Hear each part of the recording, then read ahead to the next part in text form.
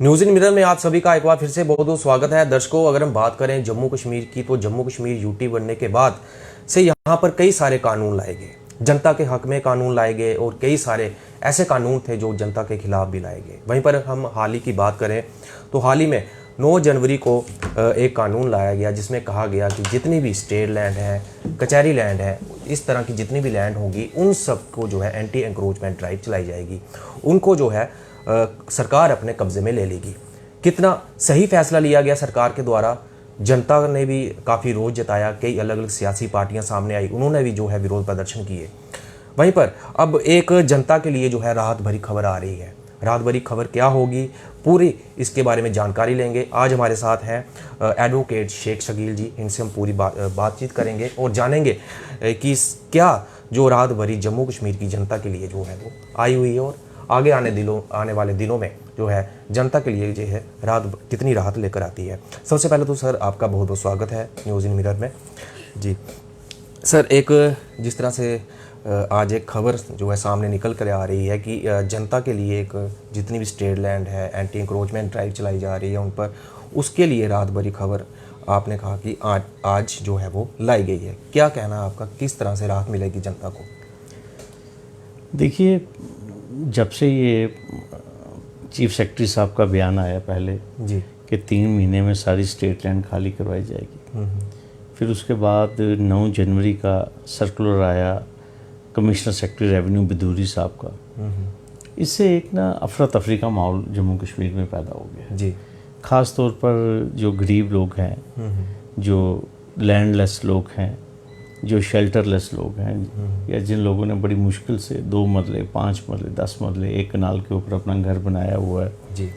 और ऐसा नहीं है कि किसी ने कोई ज़मीन ग्रैब की है, किसी न किसी तरीके से वो ज़मीनें खरीदी हैं, तो उन लोगों में एक डर का, खौफ का माहौल पैदा हो गया। और आपने देखा होगा कि आहिस्ता आहिस्ता जम्मू कश्मीर में काफ़ी लोगों ने आवाज़ें उठाई, जिनमें एक्टिविस्ट हैं, एडवोकेट्स हैं, सोशल रिफॉर्मर्स हैं, पॉलिटिशियंस हैं, फिर उसके बाद सियासी तंजीमों ने भी बोलना शुरू किया। जी जी। उनके बोलने से लगता यही है कि एक जो नैरेटिव था, सरकार को भी ये चीज़ एहसास हुआ इस बात का कि वो एक ही तलवार से सबका गला नहीं काट सकते जी। सरकार को ये चीज़ महसूस हुई कि नहीं, उनको गरीब लोगों के लिए एक हमदर्दाना तौर पे सोचना पड़ेगा।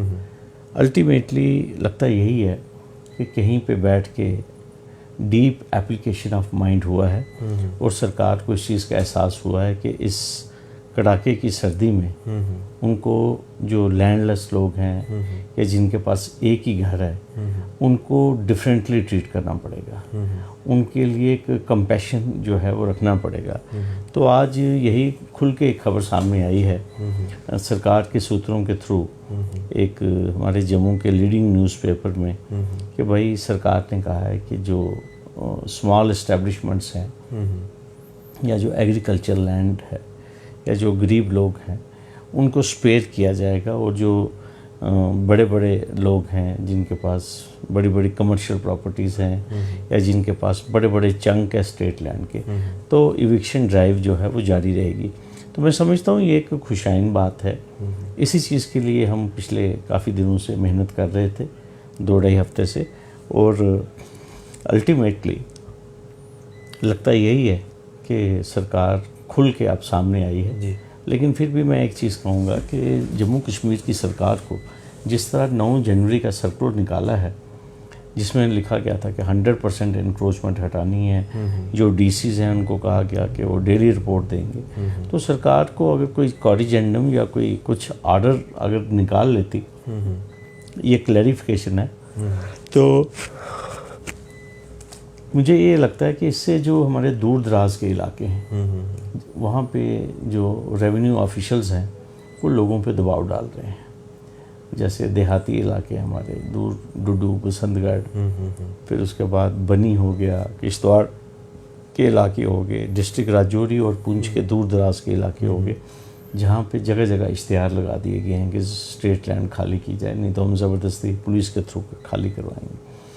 तो मुझे लगता है कि आज जिस तरह से अखबार में आया है, अगर इसी तरह सरकार का लिखित में पक्ष आ जाए तो मुझे लगता है बहुत सारी परेशानी इस मामले की खत्म हो जाए। क्या लगता है कि जिस तरह से सियासी पार्टियों ने जिस तरह से रोष जताया है, सरकार के खिलाफ प्रदर्शन किए हैं, क्या सरकार पर दबाव पड़ा है इस चीज़ का? देखिए, डेफिनेटली दबाव पड़ा है, क्योंकि अल्टीमेटली सरकार को ये चीज़ बताई गई है कि भाई सरकार ने जो खुद अपनी रिव्यू पिटीशन में जो पक्ष लिया है, ठीक है, उस पक्ष में सरकार खुद कहती है कि हमने एक पॉलिसी बनानी है गरीब लोगों के लिए। तो मुझे लगता है यही आर्गूमेंट जो है ये प्रिवेल किया है जी।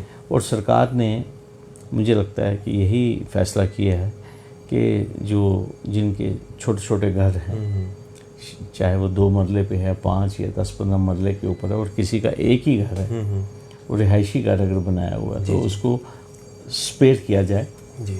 और उसके लिए कोई सरकार पॉलिसी लेकर आए तो लगता ही है कि लोगों के लिए हल्की सी, मैं ये कहूँगा कि राहत जो है वो ज़रूर मिलेगी। जी सर, क्या ये एक्शन जो रोशनी के एक्ट के तहत जो ज़मीनें जिनको अलॉट की गई थी, क्या ये चीज़ उनके ऊपर काबिज होती है? देखिए, बड़ा डिबेटेबल और बड़ा टफ सा ये सवाल है जी। देखिए, जिस शख्स ने एक कानून के तहत अपना क्लेम सबमिट किया, फिर उसके बाद उसकी असेसमेंट हुई, पैसा जो है प्राइस फिक्सेशन कमेटी ने फिक्स किया, रेट फिक्स किया जी। फिर उसके बाद डीसी ने मालिकाना हकूक दिए, इंतकाल हुआ, फिर उसके बाद उस शख्स ने उस ज़मीन के ऊपर बैंक से लोन लेके मकान बनाया या अपनी दुकान बनाई, फिर उसके बाद हाई कोर्ट में ये कानून सरकार इसको बचा नहीं पाई, उस आदमी का मैं नहीं समझता हूँ कोई कसूर है, ठीक है, जिसने 10 लाख 20 लाख 40 लाख रुपए दे के उस ज़मीन को रेगुलराइज करवाया। जी जी। तो कानून के तहत ही रेगुलराइज करवाया ना उसने।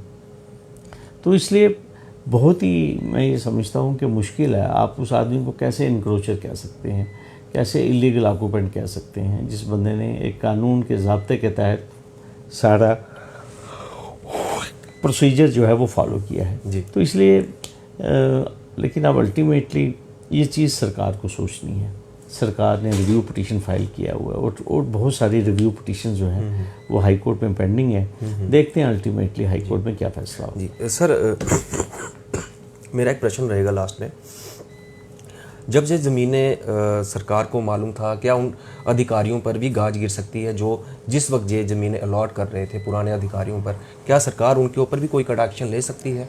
जब ये ज़मीनें उस वक्त दी गई थी, बड़े बड़े तहसीलदार थे, डीसी थे, इन्वॉल्व थे, उनके ऊपर क्या एक्शन लिया जाएगा कि आपने किस तरह से जो लैंड ग्रैबर्स थे उनको इतनी सारी ज़मीनें जो है वो अलॉट देखिए बात ऐसे है जी, 20-25 के करीब FIR जो है रोशनी की ऑलरेडी लग चुकी है जी। CBI जो है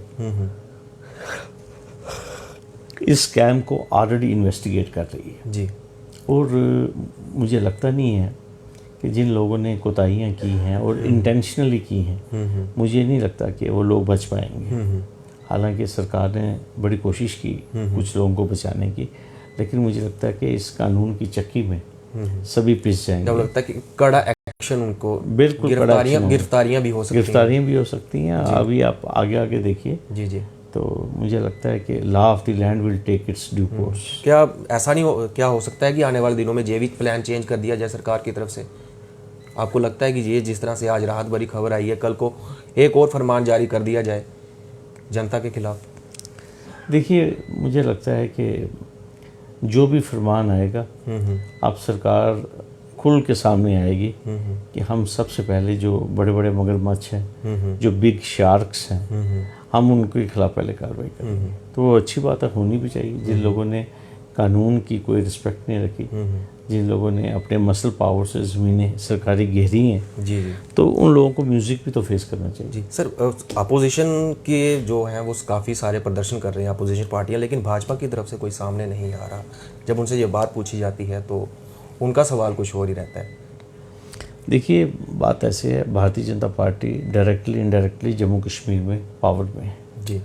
उनको एक स्टैंड लेना चाहिए, क्योंकि वो लोगों के सेंटिमेंट्स के खिलाफ तो जा नहीं सकते, लेकिन अभी तक खामोश है।